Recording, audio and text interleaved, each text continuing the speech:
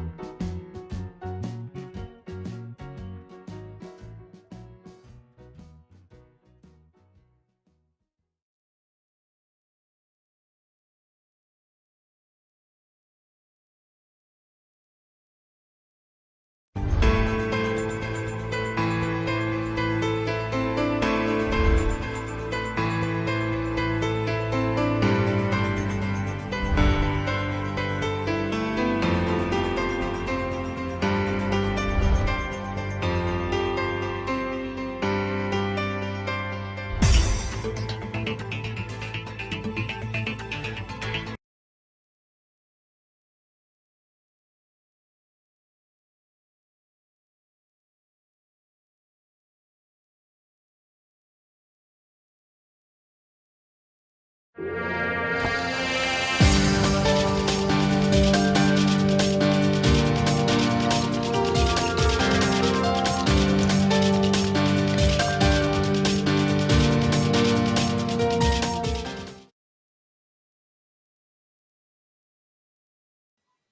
evening, welcome back to Virtual Pool 4 Online, and we're back on VP4 TV for another match on the one-loss side in this year's VP4 2022 Virtual Black Ball World Championship, or Black Ball Virtual World Championships, whatever way you say it. Good evening to Brain Pull Out, you're first in the door, and the match is a race to 11 between Spud Boy from the USA and Tommyy from Germany. Tommyy, who last night had quite a tough battle with Cheeky Chico, and the one thing about that match is, now if I got this right, let me just check.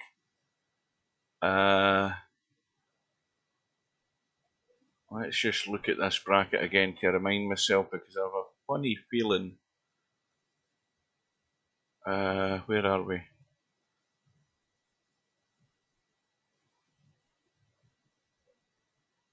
Yeah. Now, Cheeky Chico last night.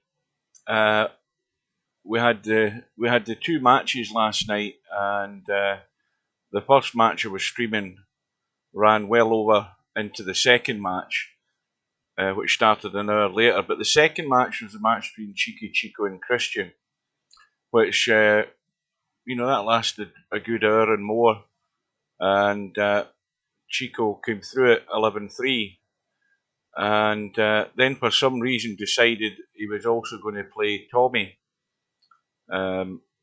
just after having played this previous match, and in the end he paid the price for it, because Tommyy came out on top, 11 racks to 8, I think it was. I bet he won't be doing that again.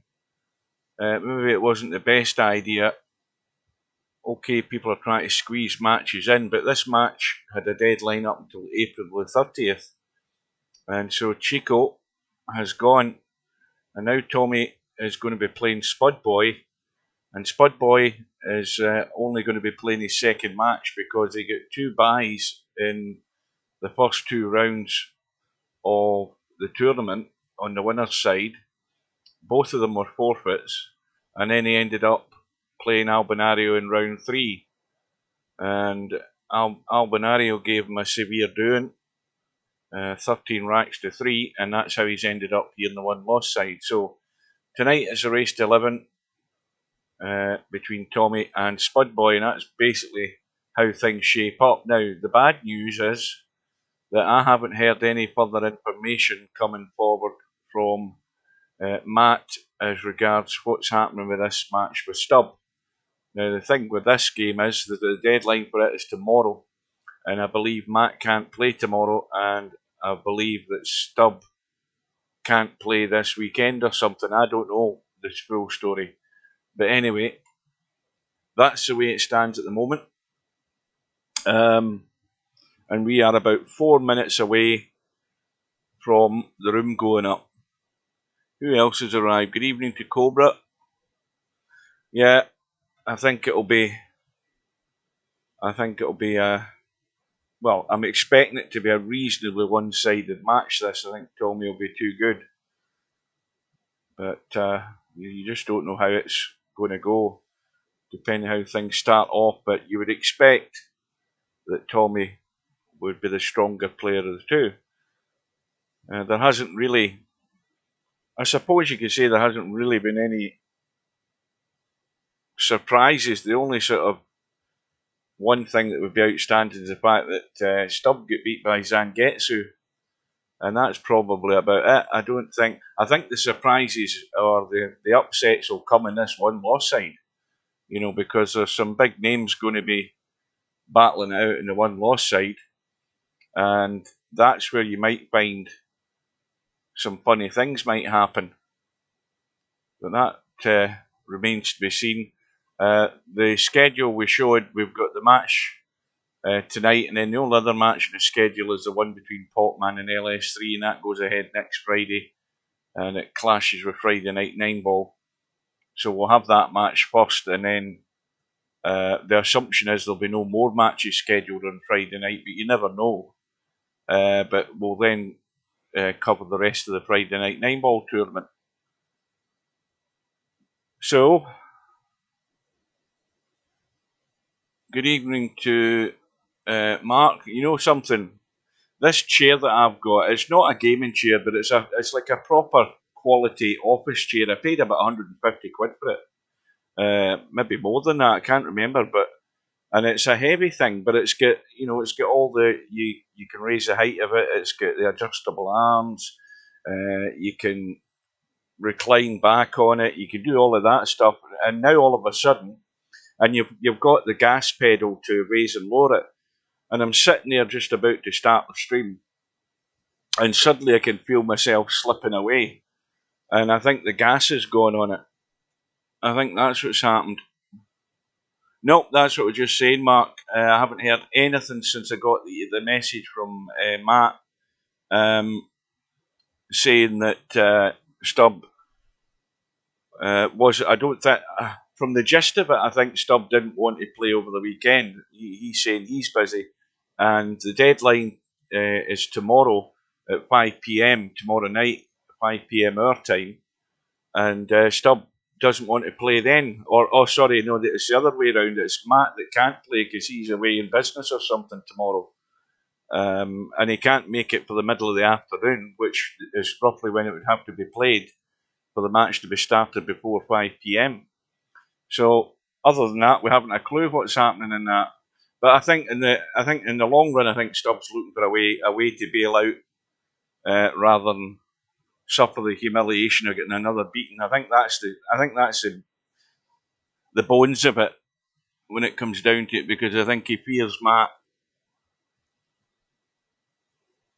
Well, mine's just started doing that, but that means that the gas there's a leak somewhere in the thing. And I mean, I don't jump up and down in this chair. I've had it for a good number of years, and it's the best chair I've ever bought, and it should have been at the price I paid for it, but now the gas is gone, which means it's even worse for me now that I'm sitting even lower than where my second monitor is. So I'm having to get up and out my chair all the time now to have a look at the chat. But I'm certainly not buying another chair. Not when this is fine to sit on, but as I say, the gas going on it is just bugging me now.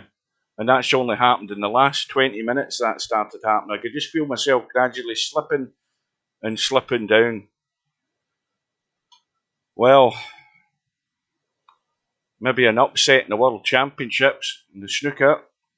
Although Jack Lazowski's maybe had his good session against Robertson, and he might fall apart tomorrow. Right, the room is up.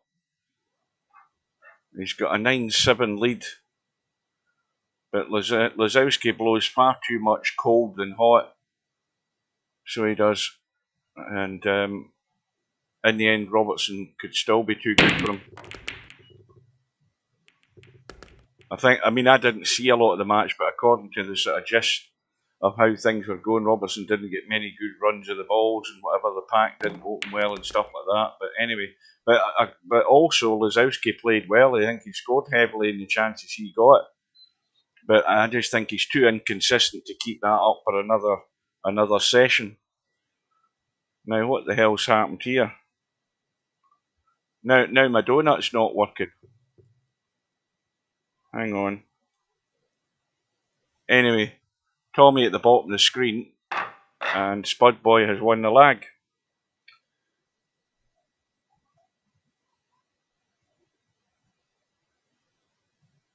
Well, Cobra's predicting 11 racks to 4.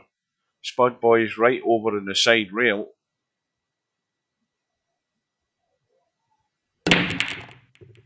And that cue ball bounced off the side rail twice to go into the pack.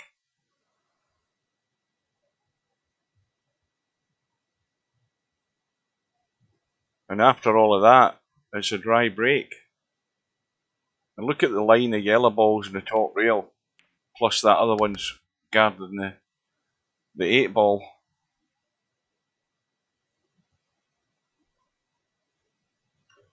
Well, if Tommyy somehow, I think he was maybe trying to, it's hard to work out what these guys are doing. He's out on this one and it looks as if he's played for this one, but I think he might have tried to play for that one and maybe get inside it in the rail and then pot that and run into this 8-1 because that's the best ball he's got to allow him to do that. Now he's tried it. He's got it this side to get the little nudge. Now he doesn't want to nudge this 8-ball too full and too soft because he could end up snookered. Well, now he's got no shot. I mean, he could try a little combo, but that's cutting that yellow onto that yellow to try and get it to billiard in. But he's not taking a line to do that. He's looking as if he's trying to cut the ball from the left side.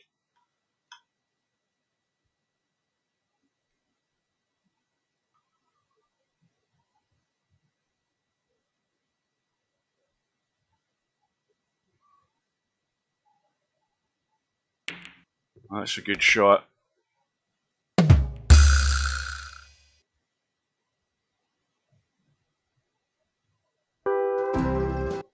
Wrong button.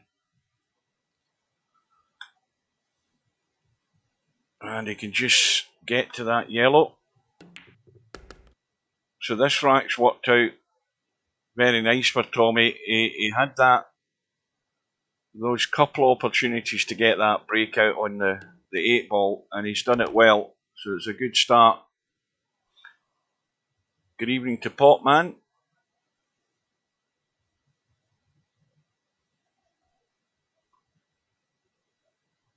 Well, this is still tough, regardless. You know, at this cut angle. Anytime you push that towards that rail, but he's played it well, pocket weight, and in it goes. And it's a rack against the break. Straight away for Tommyy, good strong start. And look at all the yellow balls scattering up the right side of the table there until they eventually fanned out. But you've still got a line of them. And one yellow's got into that top corner and a couple of reds have disappeared. And, well, if he took the red that's below the 8-ball and runs up the table, I think he's obviously blocked with this yellow here, but if he took that red there, he could go all out and try and get right down into the corner here to play the one that's behind the yellow. He's got a line to do that, no problem.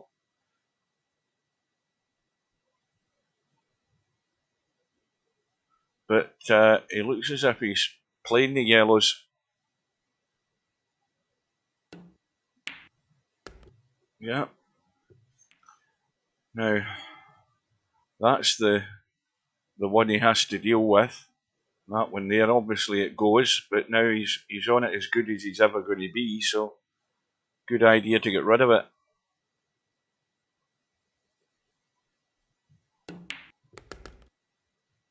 Now this is where he's got to play a good shot. He's got to get out into the table.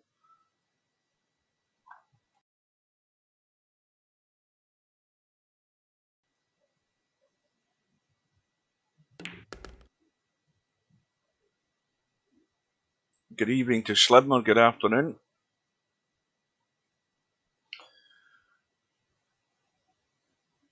Well, this looks fairly straightforward to me. The only thing he has to make sure is that when he's taking that yellow up table, he's got a fairly straight line on this last yellow. And he doesn't want to try to pinch anything too much on this pot. But he's played it well. He's played a little stun drop. And the line is perfect on this yellow. Straight in and just kill it stone dead for 2-0. And this is you know, Tommy's one of the dangerous players you don't want to bump into in this one loss side, because he's got his wits about him. No doubt about that.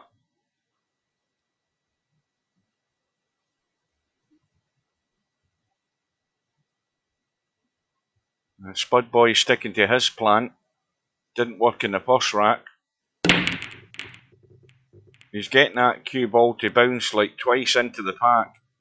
But this time he has got a ball, but he's got the added pressure of having to dish up here with the way these balls are sitting. And these balls are not bad. Again, it's strange how we've got all the reds all gathered in sort of one place. With one sort of rogue yellow ball in amongst them. And therefore, if Spud Boy is thinking in the yellows, he certainly wants to be taking this one and then getting out here for that yellow up table, because it's not going anywhere else. But if he takes the reds, he's got a couple of problem balls he has to really get to. And obviously that goes down the rail. This one here doesn't go into any of the corner pockets, so that's an issue. So this is where he's undecided at the moment as to where he's going. But I think well, now he's made that choice. You know, he's got that dodgy red there. That just needs to be dropped in really soft. Now again, he's looking at that one. The cue ball's coming off the rail. I don't know why he's not dropping that one in now that he's on it.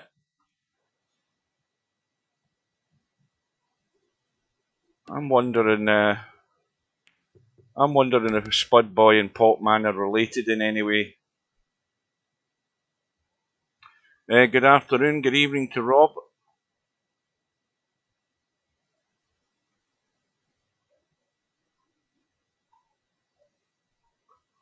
Now, why are you saying that, Mark? Try turning the caster section of your chair 90 degrees. But, I mean, you're talking about the wheels on the bottom. The caster section's got like, I mean, let me stand up and have a look at this thing. I mean, it weighs a ton, this chair. It's got 1, 2, have a look at the thing, 1, 2, 1, 2, 3. It's got 5 wheels on it. Big metal, you know, it's like a spider in the bottom.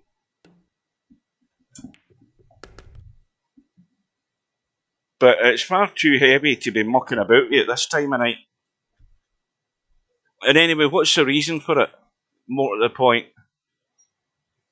Try turning the caster section.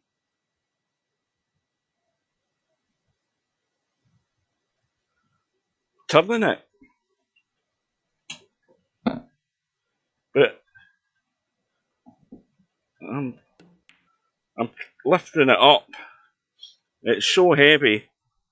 Right, hang on. I'm lifting it up. Is this some kind of wind up, by the way?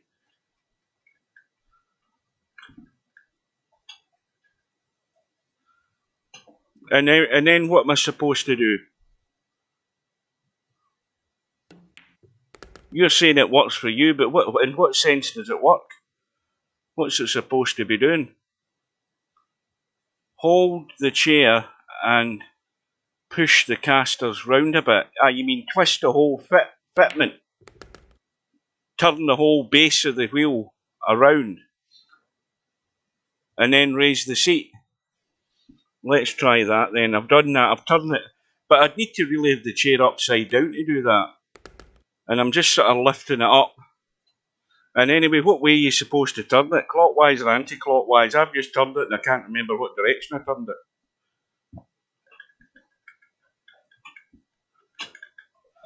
Right, anyway.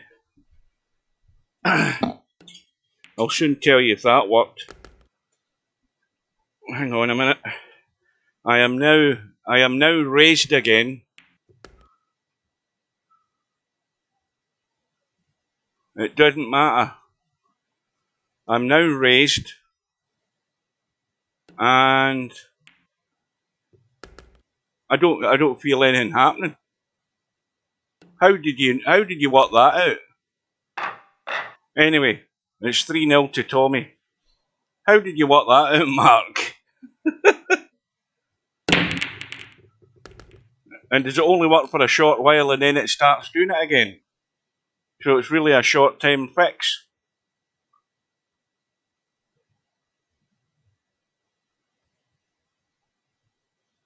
Yep, I am stiff and erect at the moment. Mr. Floppy hasn't happened. It's working fine. So, well, I'll bear that in mind for future incidents like this. Yeah, I don't feel any slippage.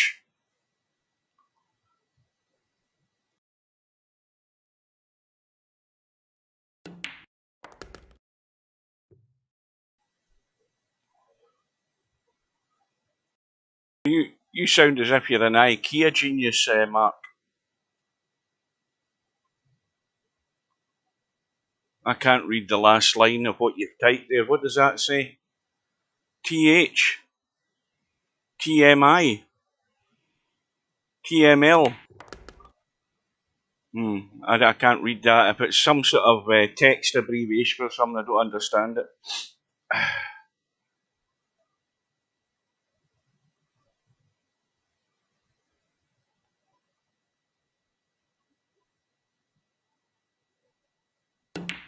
TML.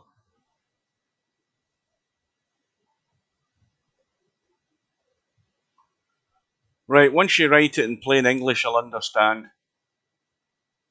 TH. TMI. This, the Benny Hill show on.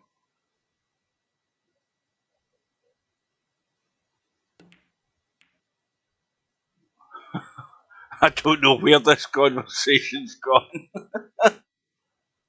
I don't know where it's going. Anyway, it's not looking good for Spud Boy, and he's going to have to make a move soon enough for the good. Now, I never saw what happened to that. Now, you guys that were watching while I was mucking about with the chair there, what happened to that red ball that refused into the side? The one that was there.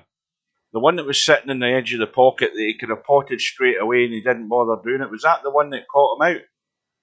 I'd like to know that. In fact, I'll watch the rerun and see that. But I would like to think that that was the one that caught him out for the sake that he never actually took it in the first place when he should have.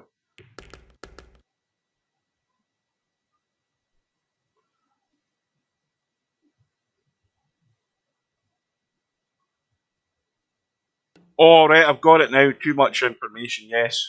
Yes, well, the chair is now upright, and I feel no other movement. So thank you very much, Mark. You should have told me that a long time ago. That sort of information. That's something that needs to be posted on one of these gimmicky websites for sad people that know things that you'd never use any other time in your life, but in a situation that I was in.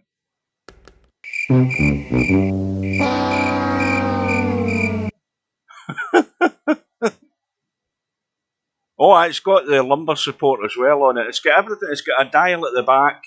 The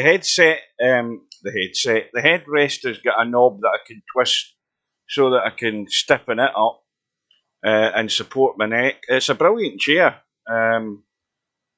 And it's also got the armrest that I can raise and lower. It's got the reclining lever on one side as well underneath it. So, I mean, it's a very good, comfortable chair. Plus, I fell asleep in it many a time. Many a time when I've been reclined back on it. I mean, Friday Night Nightball's on. By 8:30, I'm starting to go. So, for the rest of Friday Night Nightball, I'm usually lying reclined in the chair, trying to see the screen in front of me.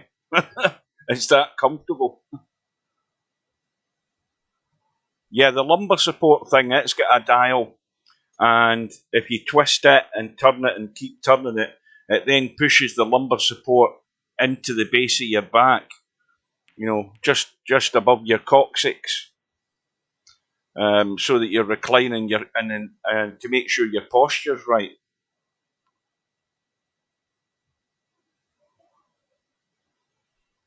And in fact, I'll tell you, you wanted to see me when I had bought this chair, trying to get out of the bloody building into the car.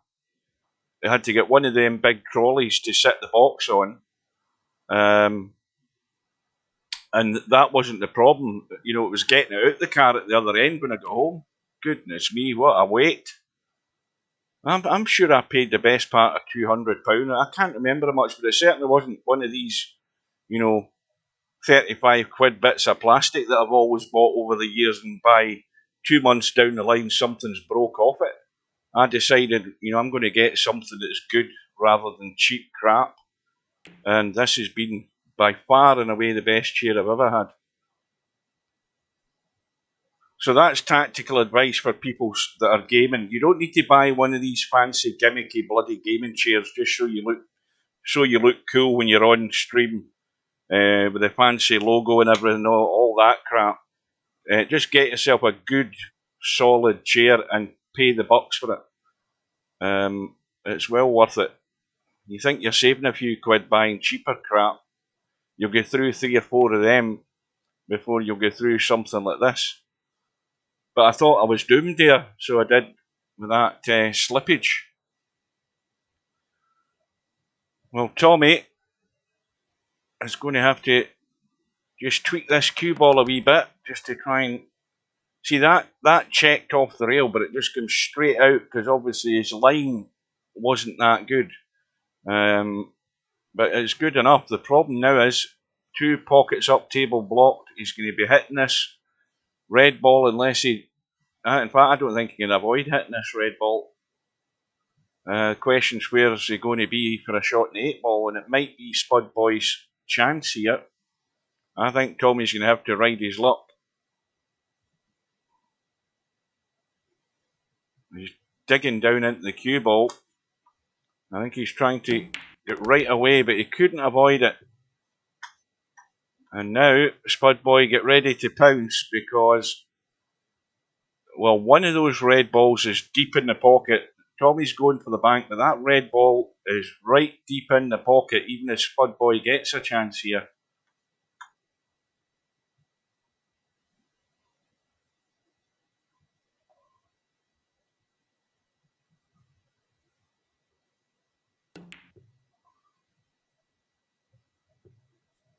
Right, so you can't get a better chance than this to get off the mark. And this, again, is a big fail if you can't get there.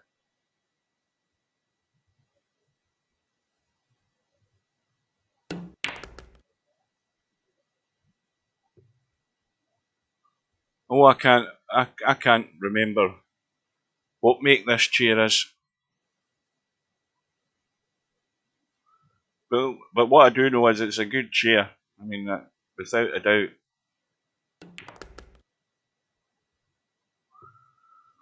Right now, he's got to get up the top half table. He can't be babying this in and trying to hold for the 8 ball. He wants to pot this and let the cue ball run up the table. That's the common sense shot.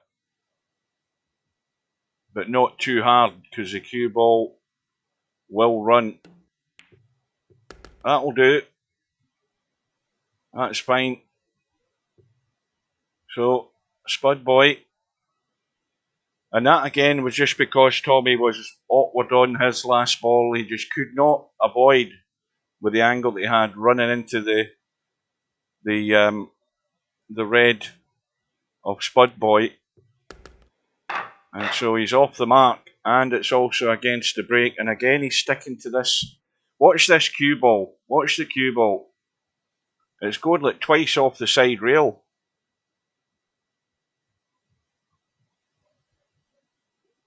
Bang, bang, and then, well, it just pushed a red straight in. The 8 ball's hanging. 2. What went there? Just one red has gone. 1 red up table. So I think I'd be steering well clear of the red balls if I was trying to run this table, because the red down table here is blocked by the 8. Now the yellow goes into the side, but again, if he sticks to those, the yellow goes up the rail. And he may well be playing the combo in that red. So now he's committed. And again, having done that, has he seen this problem down here? That's what I'm wondering, because I think I would have stuck to the yellows. But then again, you had a problem ball here with a blocked pocket there. But we'll see if it works out for him. But I know where he's going to fall down. This last red down here, unless he can drop down and do something with it. But he's got a very small window to come risk. I mean, it'd be daft even to risk running the cue ball down here, because the chances are he'd nudge the 8 ball in.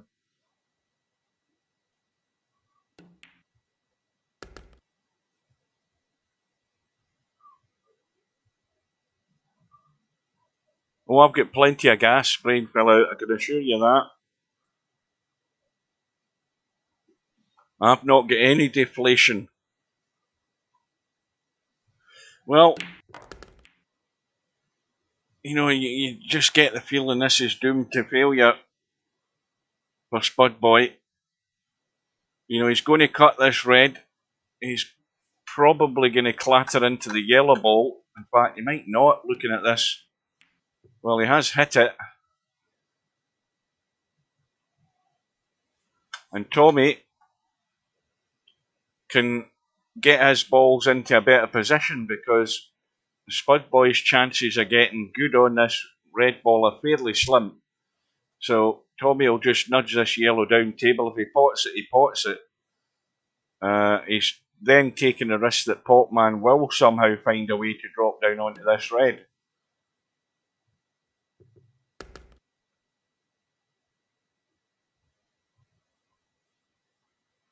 Well, again, it's not a case of pot the red, pot the 8 ball and follow the red in with it. It's getting to that point where you can play that shot, and whatever way he chooses to go, if he gets a chance, it's very difficult. Now, looking at where Tommyy is, he's got problem balls here. He's going to take the one up top first, and then come out into the table and maybe take this other one that's just down and to the left of his cue ball. And he's trying to get as good as he can on this last one that's on the rail. That's the problem. He's got a little angle, and he's going to have to maybe cut this, trying to be as soft as he can to keep it as straight as he can. And he may well take all the worry away from Spud Boy ever getting to this last red, because he won't be back at the table, I don't think. But he's got to just be careful with that, and that's not going to go in. And Spud Boy's chance has come, but what can he do about it?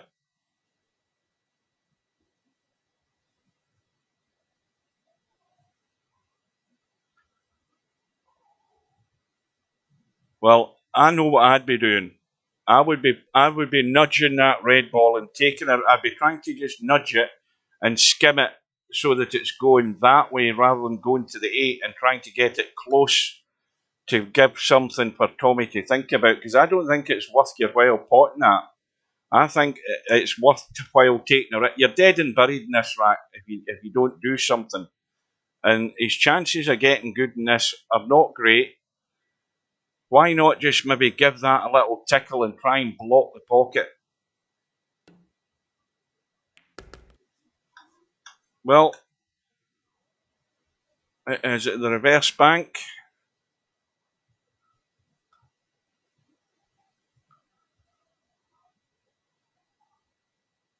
It'll be good if it goes in, but it needs a good shot at a nice pace to give it a chance. And that is a nice pace, and that is extremely unlucky. I mean, it just didn't keep the line as good enough.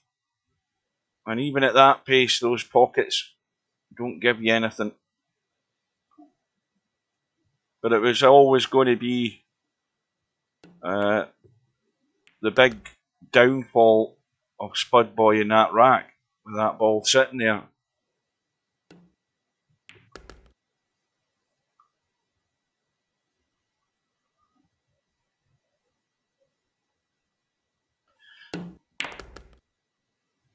Well, this is my last day. Back to work tomorrow. 4 AM start again. Well, out my bed at 4 AM. Back to the grind. 8 ball goes in the break. Re-rack. And 4-1 for Tommyy. Spud Boy needs a response. 8 ball looking to the side pocket again, but just got nudged away. And again, there's a cluster of balls all the same colour together. Those yellows. And, well, provided you pick them off in the right order, they all go. And the 8 ball over the side pocket. The reds, pot that red there, take the red into the corner up table, drop through for this red into the side. He's almost gone too far, but he's okay. And he probably, depending on where he finishes here, it depends on where this cue ball is. If the cue ball finishes the wrong side of the red, he's going to end up taking that one down the rail next. The assumption is he's going for the one on the side, and he hasn't gone far enough. Now that's a mistake, because that's where he was playing. He might be able to still squeeze it,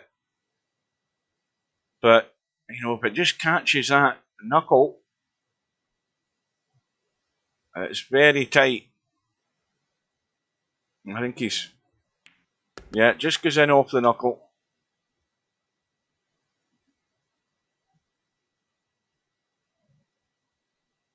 Well, a little dink is what you call this shot. Just a little dink to stop the cue ball going anywhere.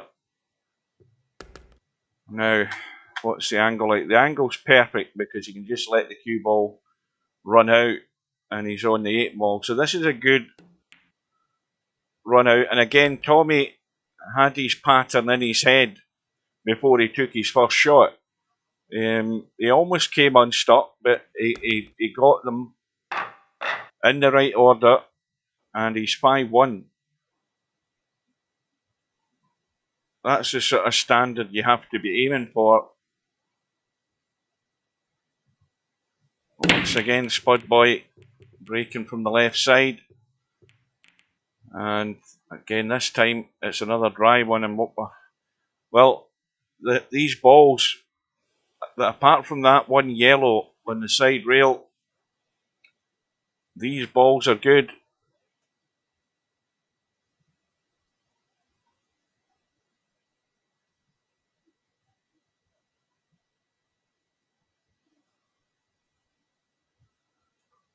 No, back to work.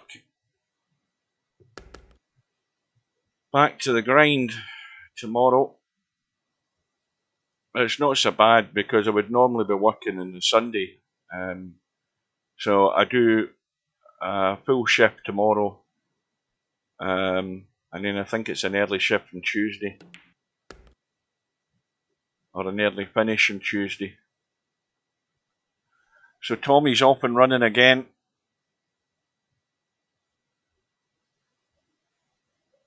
And he's got, you know, obviously having balls at other ends, you know, either end of the table just mean you've got more work to do. But I think he would much rather have the last ball as that middle ball in the table right now, which is why he's come down the bottom to get rid of these. Now that one that is in the middle of the table goes into this pocket. The chances are that might be the way he's going. When he takes these two, he'll get that one up there and leave this red into the corner so he can stop for the 8 ball. It looks a good enough plan to me.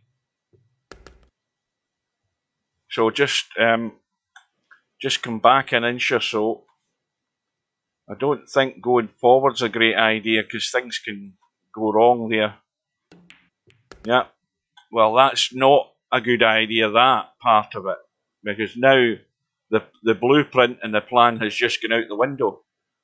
The fatal mistake was not getting into the cue ball enough there, and he's run into the yellow and he's ruined his 8-ball. That's definitely not going. And little mistakes like that, you might live to regret them at the end of the night. So it's a new plan he's got to come up with.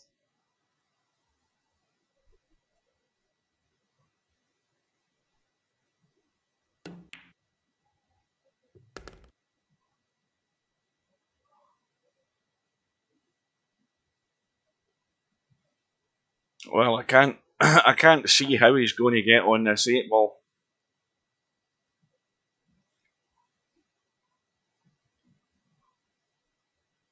Obviously, he's looking for the big draw and a hit here, but the angle he's got, yeah, it was never going to be great, but he's given himself a chance. He's got on it. It's not pretty, but he's got on it.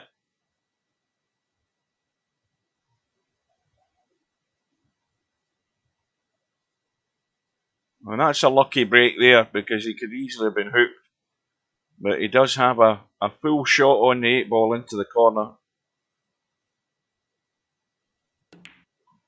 And that's not going. What is going? I thought that was going straight to the knuckle and staying out. That shows you how well my eyes are working. But it's 6-1. Yellow goes in. But this time we're back to one of these problem tables. We've got 3 sets of pairs together.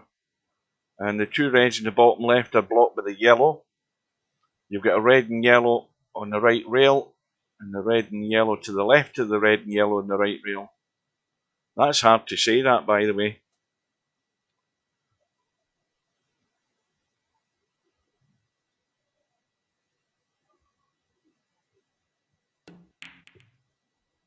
So, little combo, and again, a clever little combo there to break out the problem yellow, or at least expose it. He's not sitting good on it.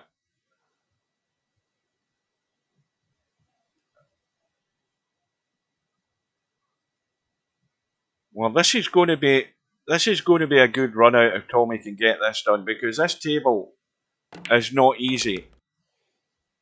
The yellow ball sat right in the middle of the table there. I mean, it's got pockets to go into. And straight away, he's now limited in choice of what he can do. He can only take the yellow up the rail. I don't think he can see the one over the corner. Can't see that. Can't do anything with the one that's there in the middle of the table. And now this is going to have to be punched in. And even if he does, he's going to have to come drawing right down the table here. So the pace in this shot, you'd think it would hang. So he's not even risking that. He's not risking it.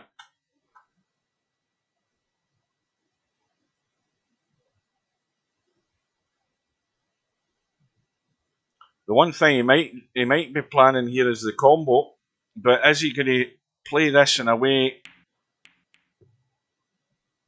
I thought he might have been trying to.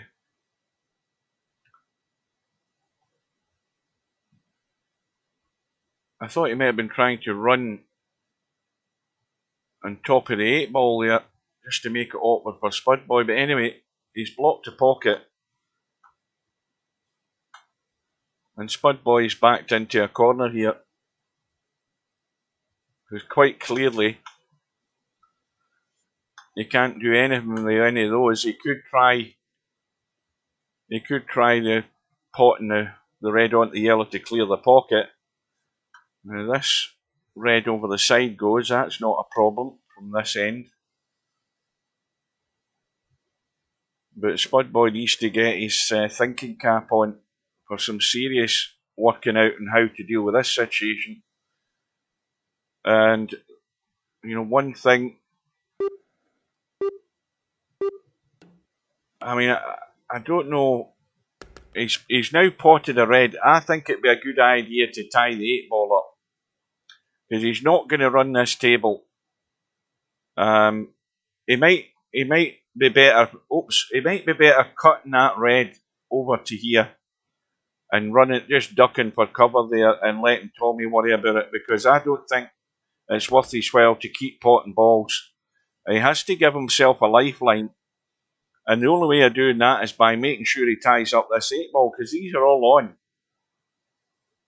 He's going to get to the point now where he's going to have one option, that'll be to bank the 8-ball, but he could have tied that up with one of his own balls for the time being,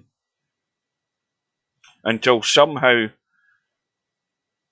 this area is dealt with.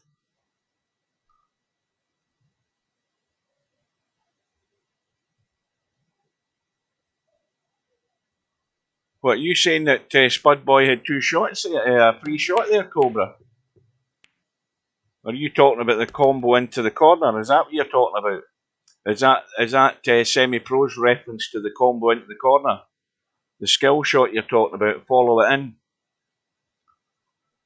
Well, I'm thinking more of the fact that he should have sort of hedged his bets and tied up the 8-ball for a wee bit more security.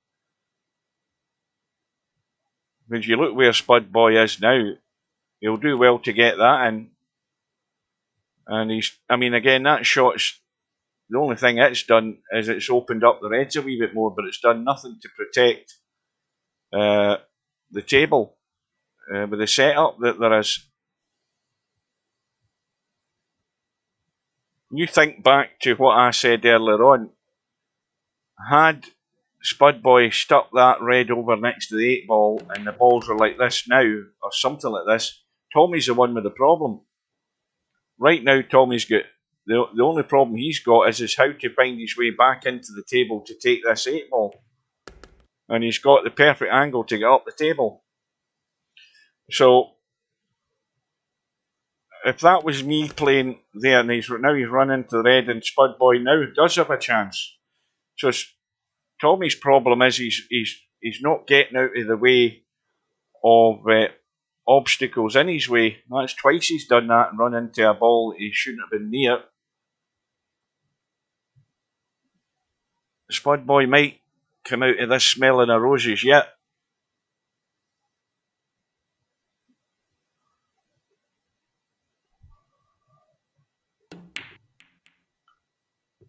Well, there we go. The red ball goes into the side, so this is a free gift for Spud Boy to get his second rack onto the board. And he's now in a dilemma as to whether he should actually just probably play it from here, because he can pot the red into the side, just run up the table, and then make sure he rolls that red in and gets to the bottom rail, and that way he can pot this red and get out for the 8-ball. He's not going to do something daft with this free shot and bank this one over to this one and lock the two of them up, is he?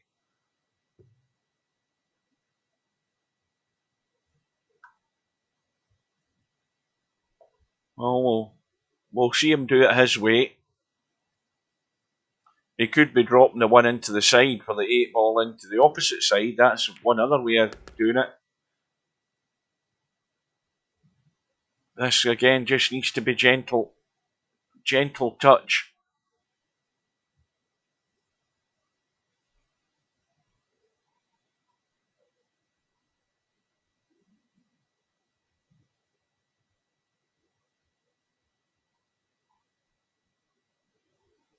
Oh, good evening to Hog. Well, Cobra, look at this. I mean, can you believe that? He's decided to take the red in. I mean, why didn't he take the red into the side in the first place when he first came to the table? And now he's took it, and now he's having to run the cue ball to a line to get a pot on the 8-ball, and this will go pear shaped. Well, he's got it done. The only thing he can do now is let this cue ball run a mile and scratch. But I mean, you know, Players are obviously comfortable doing things a certain way, but it's a different kind of logic.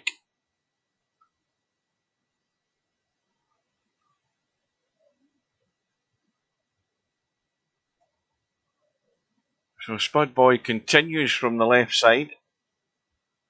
It looks like the third ball down he's hitting. And then once again, this is another rack with a problem, because that red will go if you were playing from here, because you can certainly get to the red and play a legal shot and cut it in. So if you were looking at that before you make your decision, you would decide, well, that red goes in here, that one, which would be giving you a good opportunity to get on the 8 ball into the side if you were going to finish off your run that way somehow or other. But in terms of choices of the 8 ball to start off, there's only one really, and it's the one into the side. That's the one I think he's going for.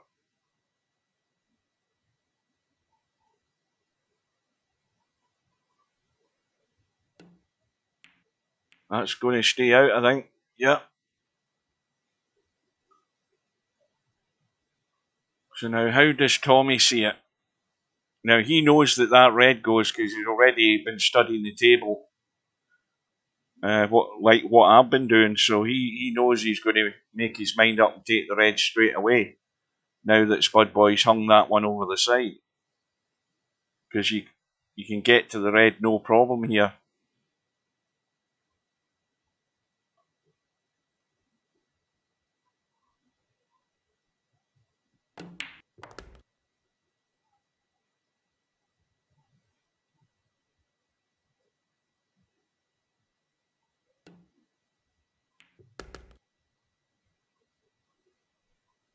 I don't care what a player's rating is. I'm looking for common sense play. That's what I'm looking for.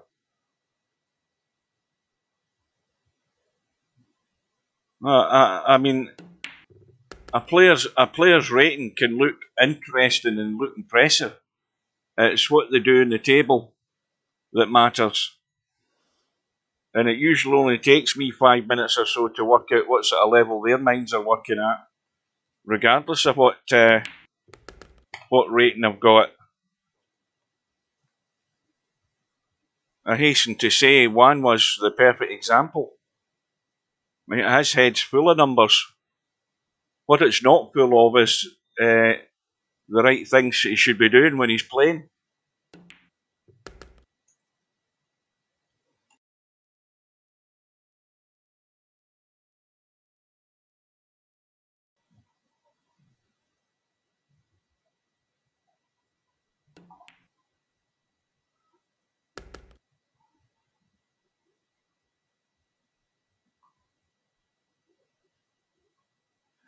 Well, this has been a good out from Tommyy. You know, the balls were all there. And that mistake, the one and only mistake Spud Boy made, was not getting that red into the side. And Tommyy, like a predator, just feasting on the little red apples scattered all around the table. And Tommy's break has given him, 2 or 3 balls in the break. 2 reds and a yellow have gone. And he's just having a quick study at how he can get himself out here. A wee bit tricky down the bottom of the table here if he's going to play the reds, because he has to get to that red that's to the right of the 8 ball, and there's yellow balls sort of in the way from up table. And he's trying to move the cue ball to get into a spot, but the power of the shot and hitting it slightly offline, the red ball stays up. Now that adds to the pressure of Spud Boy, because he knows that he's been let off the hook there, and he's the one that's got to step up to the plate here and do something. He wants to at least make this score a bit more respectable.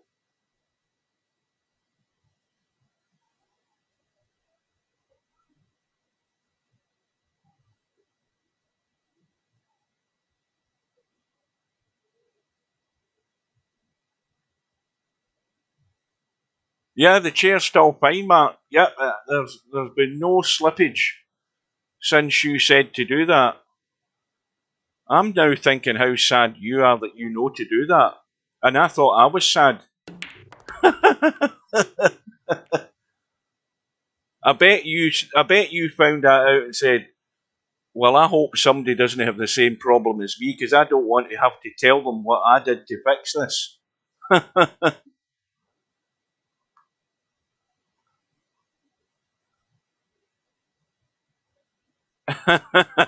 You're bloody right. You're too right. I ain't spending another 180 quid or whatever I paid for this thing. There's no way I'm doing that. I'll sit in a bloody spike if it comes to it, then pay that.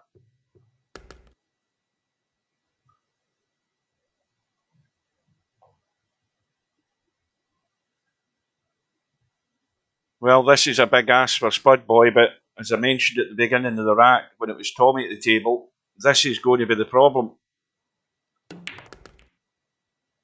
And I think he's blocked off in the two of them. Don't say the commentator's never right.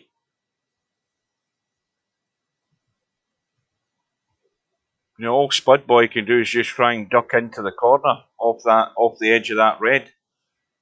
Because he's not hitting that one unless he just banks onto it. So the odds have shot up in favour of Tommyy again for this rack.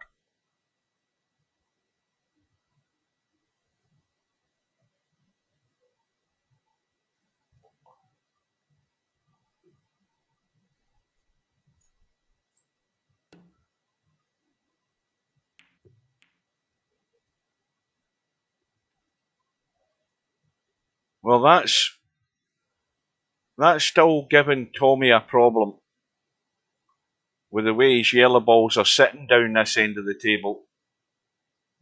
Because he's, you know, he might be looking at taking this one. He might be looking at taking that one or that one as his last ball. So now the way he's landed on this one means he's taking that one. So it's got to be that ball there as his last ball, or this one here is his last ball, in order to be able to come behind the 8 ball. So he's now running out of options. He's taking the other one because he has still to get up the table.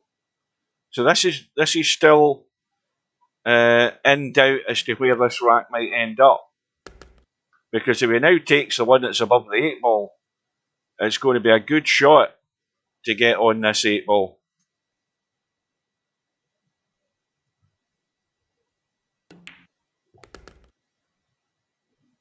And Spud Boy, it's not over yet, this rack, but I think he's trying to come back to a squarish line on this yellow into the side. He could be trying to get it straight in past these two reds into that corner. No, he is trying to get it in the side. He's just trying to drop down. Now, this will go wrong if all he does is nudge into that red and somehow it gets in front of him. No, that'll do. He's played it perfect. But once again, Tommy's worked out his problem.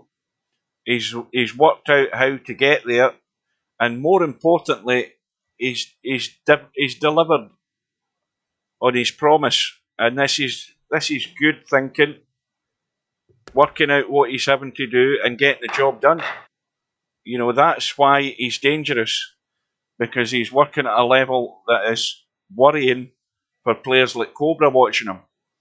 You know, the guys that everybody's thinking are going to be the favourites for this tournament do not want to bump into Tommyy. And Spud Boy, with his break, has bounced off the table. Dangerous player, Tommyy,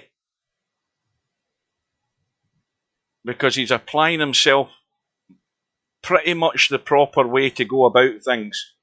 And think about what you're doing, work out your route, and then executing it. Okay, things might go awry now and again, as they do for everybody playing this type of game, any kind of billiard game, but If you keep doing the right things most of the time, then most of the time you're going to get the job done. And I'll just wish a lot of players watching would follow the same guidelines. Get the brain ticking over and execute the shots that allow you to get there. If you do that, you're 10 times the player you are if all you're doing is just banging balls and hoping.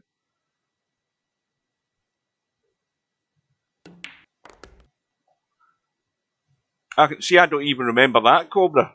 What, in the tournament?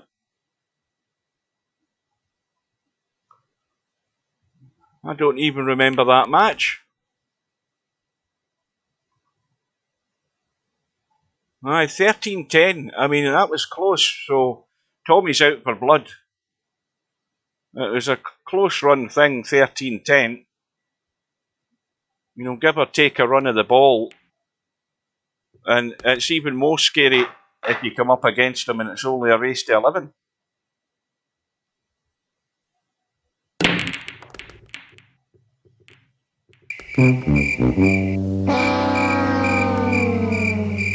Now that's called not doing the right thing.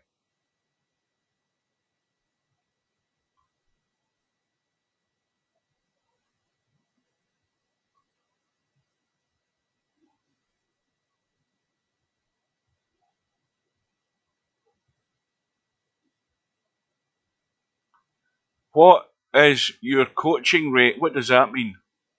What my charges are? My charges are free. You watch the streams and you listen.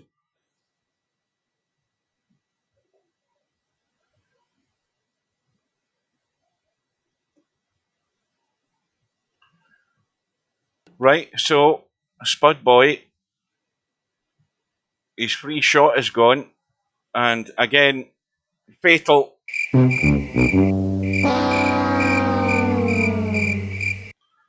Free shot, he nudges the 8 ball and he forgets you have to get a ball to a rail and a free shot.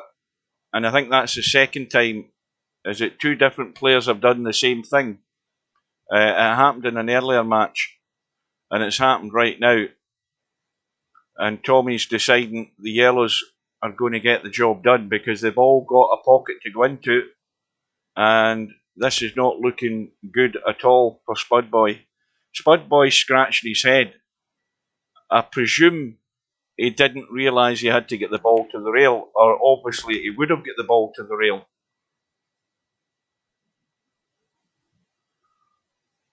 Yeah, 10-4 up you were. Right. I mean, it was a respectable score, but I know for a fact that nobody wants to meet Tommy on that one loss side.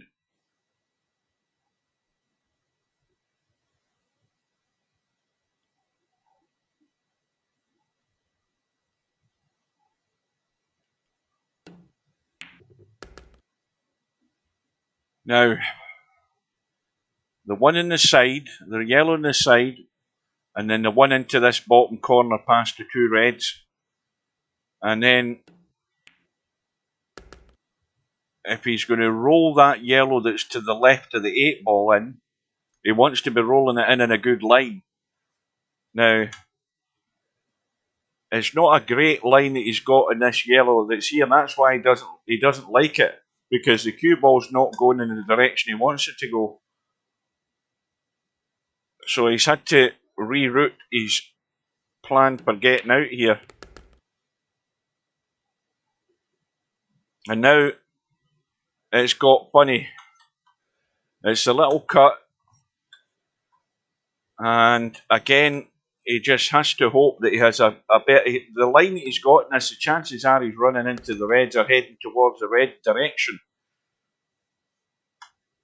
I think he's okay. He's just got to hope he doesn't hit. If he hits this, he doesn't want to hit it thick. I don't think he will. He might glance it. He might not. But if he doesn't glance it, then he's fine. He'll come right out into the table. Yep, that'll do it.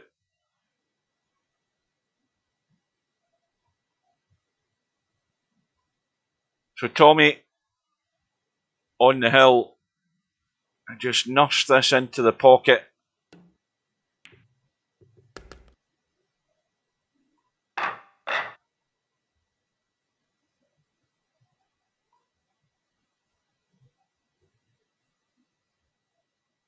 Oh, aye, that's right. It was in that match. Now I remember. Yeah, I remember that now, Cobra.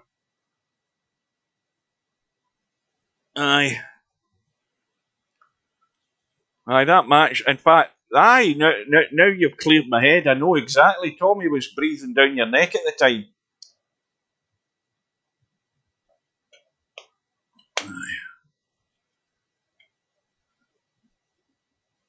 We'll have a quick look at the bracket and just see how that pans out. Well, Tommyy, one away. Spud Boy on his break has had a yellow ball down. He's chosen the Reds. And now he's got one shot, I think.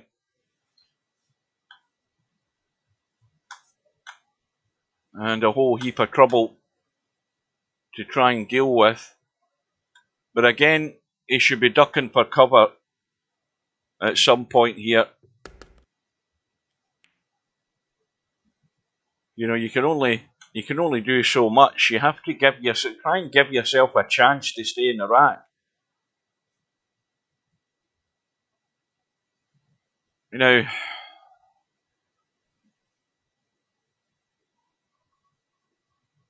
I mean, he could. Let's have a look. What's he doing? Is he just trying to play safe? Well, that's better than nothing. That's not a bad shot, because that's left nothing on, and it's given something for Tommyy to think about.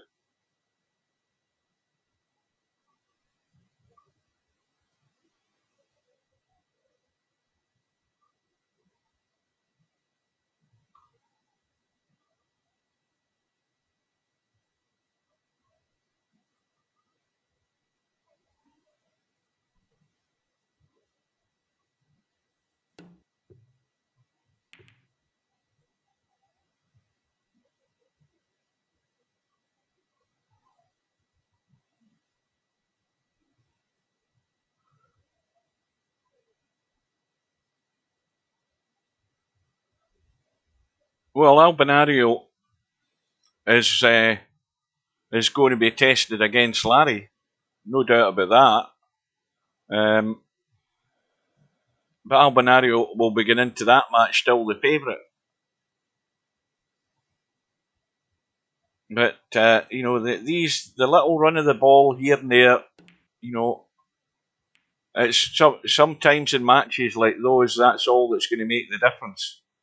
Because you know, if either player, you know, there's a number of players, if they're breaking the balls in this table and the balls are there for the taking, you know, 9 times out of 10 they're going to find their way out. So I would give credit to those players that we're talking about, that they'd be able to do that. It's the funny roll of the ball, the little mistake, leaving something short, whatever, that can just make the difference. You know, a scratch in the break. Anything like that is sometimes the only difference. And when it's alternate break, that's probably all that you need, just to keep your nose in front. So the margins become very fine, and it then is just solely going to be down to unforced errors. You know, trying to break out having 2 goes at trying to break out a cluster and failing to do it, and then scratching or something. We've seen it time and time again. Once you accept that the better players in VP4 are able to run balls because they can generally get the cue ball to the spot that they want, then it's other factors that have to come into play that's going to stop them from winning. So somebody will have a lucky day or a bad day. I mean, the match with Semi-Pro in Cobra the other day, Semi-Pro didn't get an awful lot of running. You know, things didn't roll his way as much as he would have liked to. But that's maybe him. You know, maybe Semi-Pro's had his bad match. At least you'll be hoping that.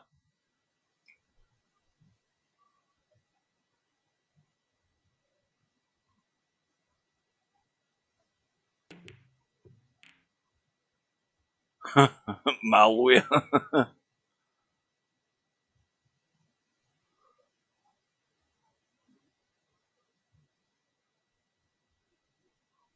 Well, yeah, what happened to Mal was that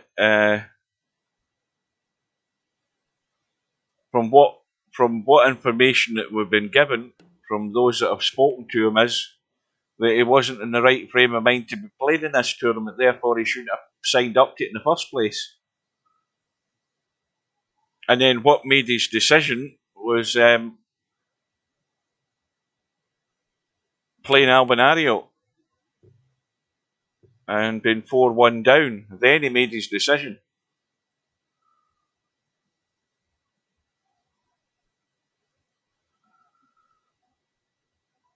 Well, Spud Boy, last chance saloon, and they're all there. Now, was it you that predicted again, Cobra? I think you predicted 11-4 this time, didn't you?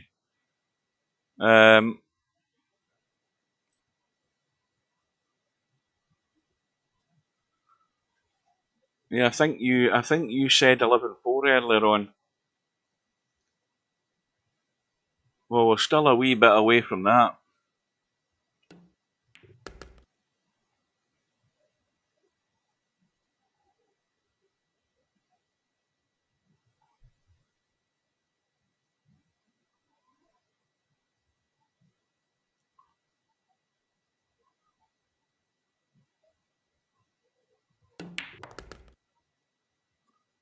Well, this is a crucial one.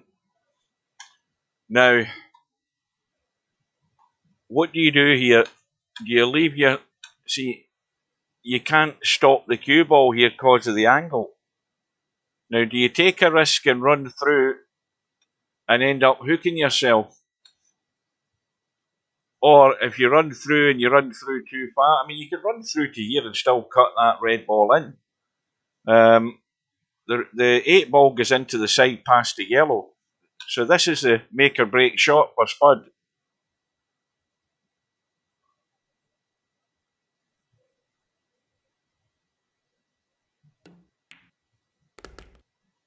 And that'll do.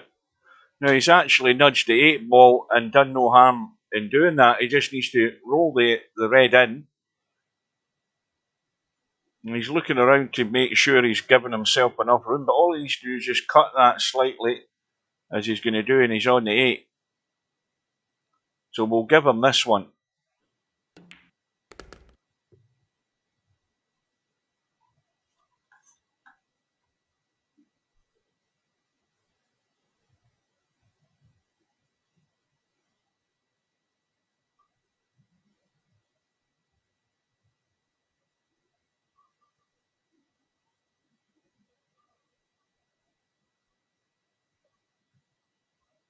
I mean, let's be honest. If you have some sort of medical condition that's afflicted you, has it afflicted you during the match?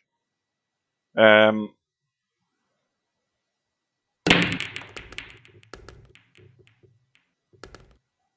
you fallen ill actually during the match, or were you not feeling well but decided to play the match anyway? Well, I certainly had my questions about intestinal fortitude. Let's be honest.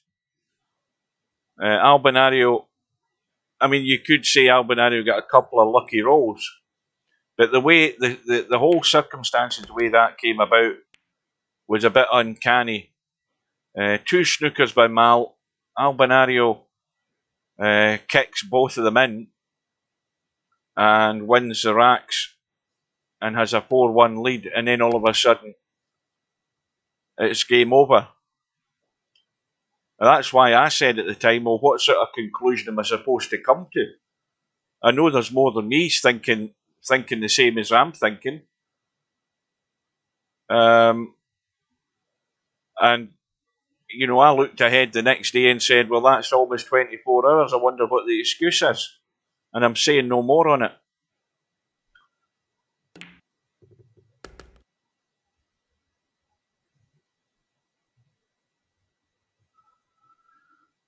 Well, Tommy, it looks cut and dried. If he can squeeze this yellow ball down the rail past this red that's on this right-hand corner pocket, well, he's trying to get inside it, and that was a risky move, but he's got there. I think he was mainly forced into doing that because of the angle he had when he was playing that yellow, but he's got away with it. And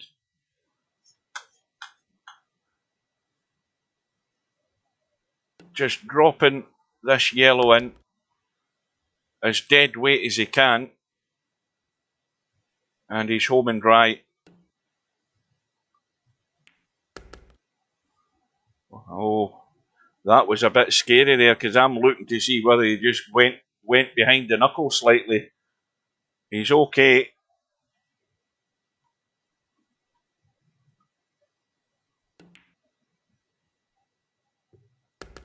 Well, that was fairly impressive from Tommyy.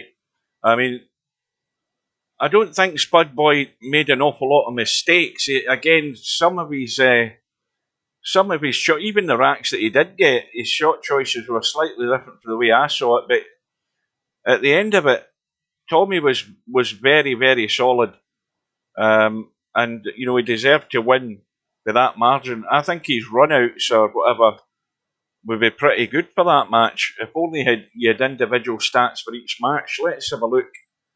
I think Tommyy was quite well up the list.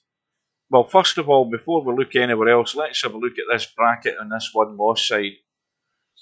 Right, so Tommyy is now through, and if we look further above, what we got up above, well, we're going to have a problem with this, with Matt and Stubb. How that's going to pan out, I don't know. But the winner is going to play Little Wolf, and whoever plays Little Wolf should probably be the favourite. And then there's a dangerous player on the one-loss side. Snake Eyes is lying there waiting for the winner of that match that comes through. And now Tommyy, he's going to have a long wait. And I mean, that's up until the 7th of May, so Tommyy can go and get plenty of practice in before his next match, because that's going to be a while away. We'll get this match holding up that match holding up this match, and then the winner of that match, whoever that might be, is going to face Tommyy, so that's a long way away. Further down, we've got the match between Popman and LS3 coming this Friday night at 7 p.m. British summertime, and then the winner of that is playing Mark Shark. And then further down, we've got Tornado Tam with Charlie Bravo. Now, whoever wins that match, Semi-Pro is going to be the strong favourite for that. So Semi-Pro's got what should be a comfortable match on paper for him in his next round. And then he'll go through and face the winner of this, and so on and so forth. So it's getting clagged up by this match here not being arranged with Matt and Stubb. Winner's side, it's fairly clear cut.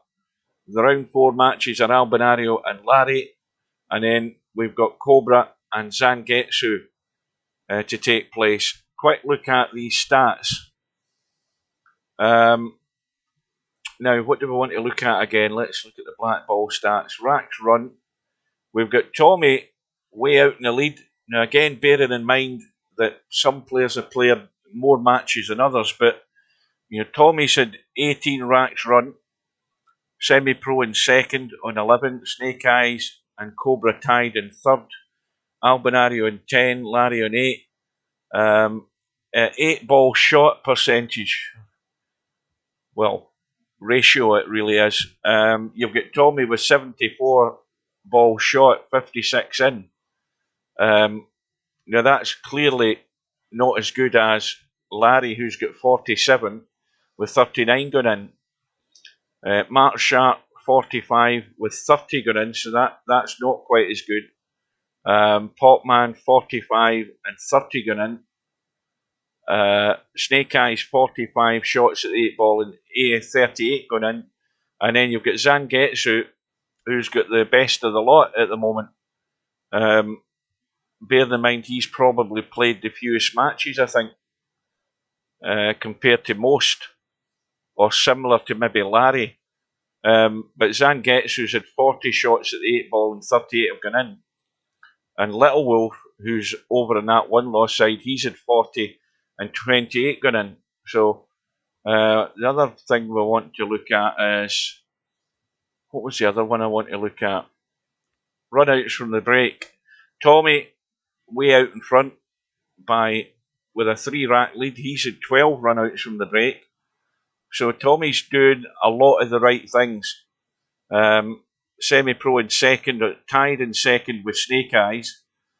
Cobra in third on 8, then Albinario on 6, Larry on 5.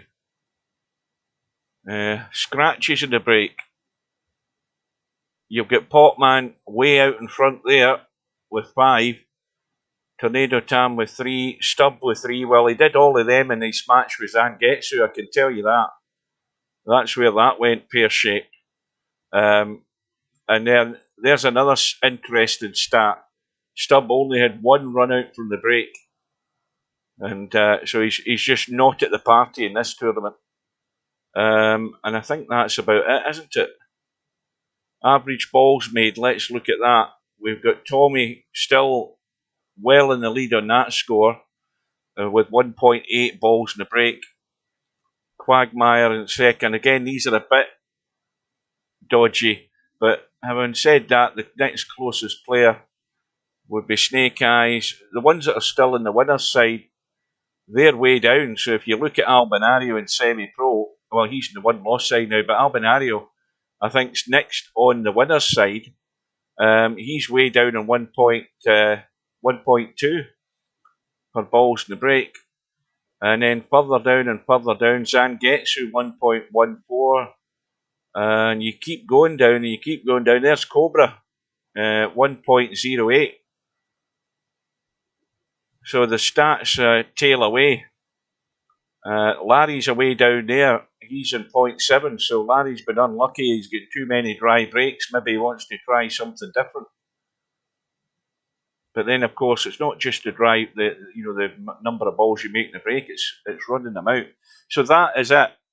The fixture that is left, that might change, but the one that's left is the one between LS3 and is it Potman next Friday.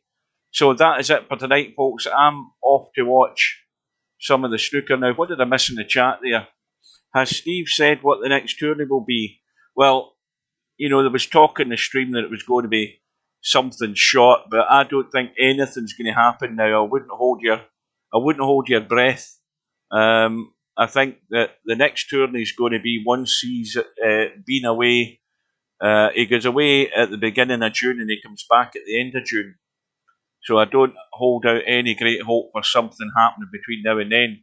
I mean, there's nothing to stop him opening the sign-ups for the virtual 9-ball and then, then going away and coming back and the tournament starting when he comes back. There's absolutely no reason why the sign-ups shouldn't be open. Every other tournament's going to be open for sign-ups every day of the week on the calendar. What's the difference with an NRT tournament having sign-ups? But that's just my point of view. And he pulls the strings and he decides what he wants to do. You can only try and influence him, but he doesn't seem to want to have anything running in a big tournament while he's away from his computer. But anyway, it's time to go, folks. Thanks for watching. Well played to Tommyy, very solid, and he's got good prospects for going fairly deep into this tournament. And he's one player to steer clear of. So, back to the grind tomorrow. Right, good night, stay safe, and I'll see you again soon. Good night, ladies.